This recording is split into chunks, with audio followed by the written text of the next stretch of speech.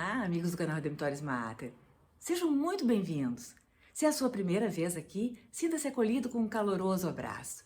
É muito bom estar com vocês todos. Convidamos a conhecerem as playlists do canal, pois todas as postagens são feitas com muito cuidado para os nossos visitantes e membros. E não se esqueçam de se inscrever e de clicar o seu joinha.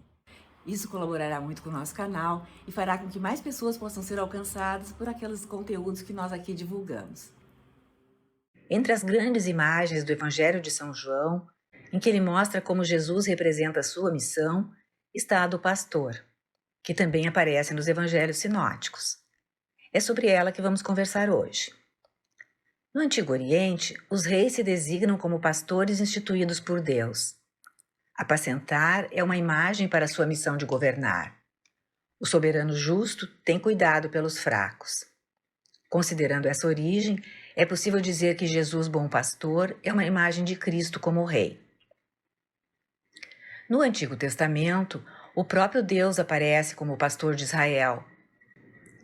Isso foi para o povo uma palavra de consolo e de confiança, principalmente nos tempos difíceis. O Salmo 23 resume profundamente a piedade israelita e sua relação com o Deus pastor. Ezequiel profetiza, nos seus capítulos 34 a 37, o ministério de Jesus. Acusa os maus pastores do seu tempo e diz que o próprio Deus virá para apacentar o seu povo. Sou eu que apacentarei as minhas ovelhas, sou eu que as farei descansar. Procurarei a ovelha perdida, reconduzirei a transviada. Tratarei da que está ferida, darei força à doente, vigiarei a que está gorda e vigorosa. Depois, Jesus vai contar a parábola das 99 ovelhas, que estão bem, e exemplifica como o pastor vai procurar a que está perdida, sendo grande a alegria ao encontrá-la, e vai trazê-la para o redil, para junto das outras. Com essa parábola, ele está contradizendo aqueles que o criticam por comer com os pecadores. Nas últimas profecias do Antigo Testamento, Zacarias, citado por São Mateus, conduz diretamente ao mistério de Jesus Cristo. A caminho do Jardim das Oliveiras, depois da última ceia, Jesus anuncia que havia de acontecer o que estava anunciado no livro de Zacarias, capítulo 13, versículo 7. O pastor será ferido e as ovelhas serão dispersas. Isso está em Mateus 26, verso 31. Essa visão do pastor assassinado está ligada a uma outra visão do livro de Zacarias, do capítulo 12, versículo 10 e 13, versículo 1, em que ele diz: suscitarei sobre a casa de Davi e sobre os habitantes de Jerusalém um espírito de boa vontade e de oração, e eles voltarão seus olhos para mim. Farão lamentações sobre aquele que trespassaram, como se fosse um filho único. Eles o chorarão amargamente, como se chora um primogênito. Naquele dia jorrará uma fonte para a casa de Deus e para os habitantes de Jerusalém, que apagará os seus pecados e as suas impurezas. São João termina o relato da crucifixão do Senhor com referência ao capítulo 2 de Zacarias, verso 10, hão de olhar para aquele que trespassaram. Fica claro que aquele que foi morto é o Redentor, o crucificado, Jesus Cristo. E João menciona a fonte da purificação profetizada por Zacarias, o lado aberto de Jesus, do qual jorram sangue e água, o batismo e a Eucaristia. Os discursos sobre o pastor começam com Jesus dizendo ser a porta para as ovelhas, versículo 7 do capítulo 10 de João. Quem entra pela porta é o pastor. Os outros são ladrões e salteadores.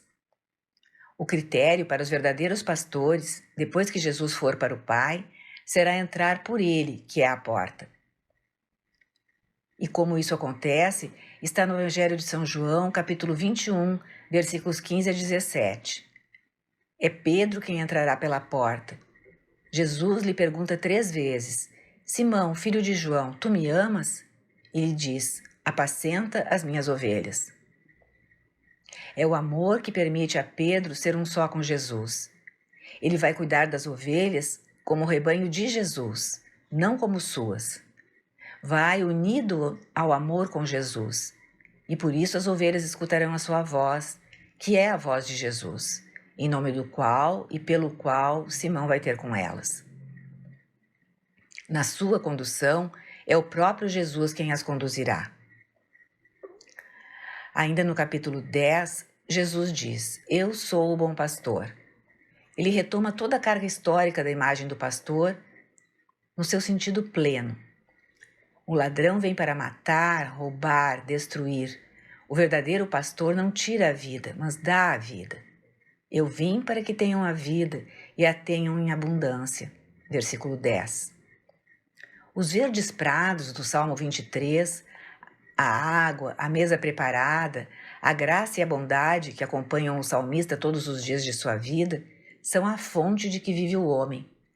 São o alimento vivificante da palavra de Deus, a verdade, e do fato de ser amado, pois o homem precisa de Deus, vive do próprio Deus.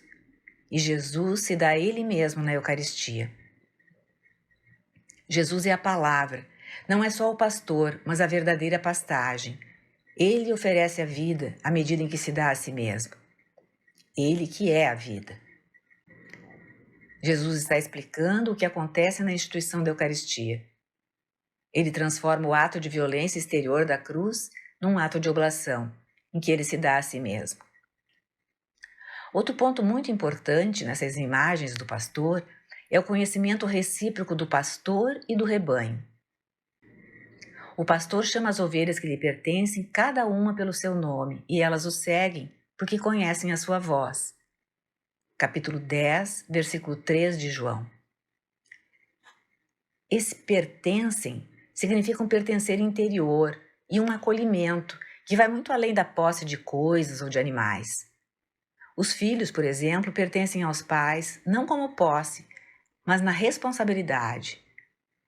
Eles aceitam a liberdade uns dos outros. A liberdade e a unidade são uma única realidade. É assim que as ovelhas pertencem ao pastor. O ladrão vê nelas coisas de que desfrutar. Para os verdadeiros pastores que seguem Jesus, as pessoas são livres para a verdade e para o amor.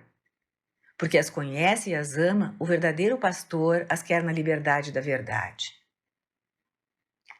Nos versos 14 e 15, Jesus ainda diz: Conheço as minhas ovelhas e as minhas ovelhas conhecem a mim, como meu Pai me conhece e eu conheço o Pai.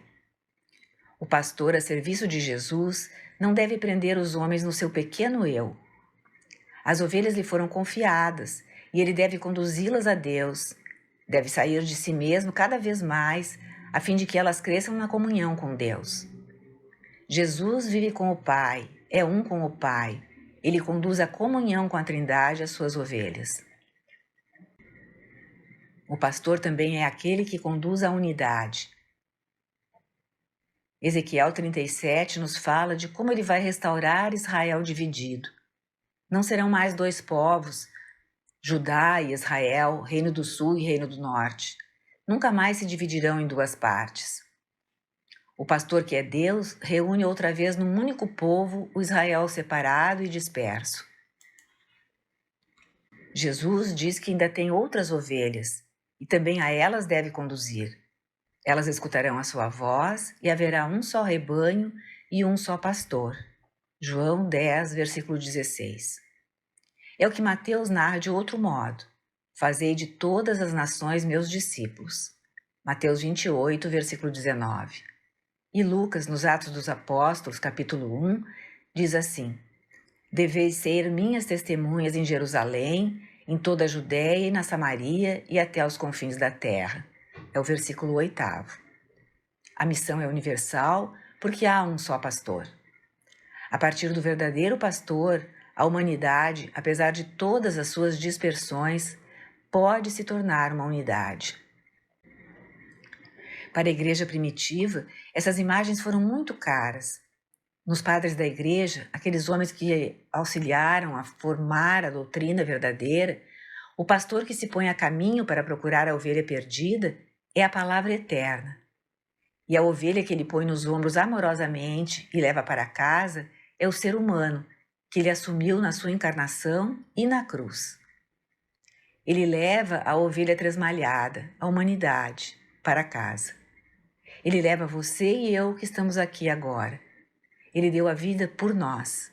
Ele mesmo é a vida.